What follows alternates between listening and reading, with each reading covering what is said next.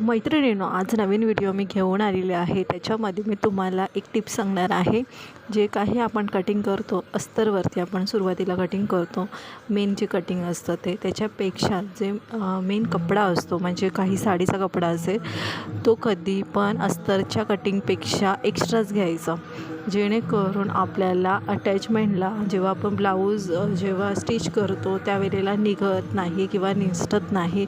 त्या बघू शकता मी कशा पद्धतीने मेन कपडा एक्स्ट्रा घेतलेला आहे आणि नंतर जेव्हा आपण स्टिच करतो त्याच्यानंतर जे काही अस्तर अटॅच झाल्याच्यानंतर एक्स्ट्रा कपडा राहतो तो नंतर कट करून घ्यायचा, जेणेकरून मेन कपडा म्हणजे जो काही साडीचा पीस असतो, ब्लाऊज पीस, तो कमी पडणार नाही। ह्याची काळजी घेणं गरजेचं असतं, जेणेकरून आपल्या ब्लाऊजला प्रॉब्लेम येत नाही।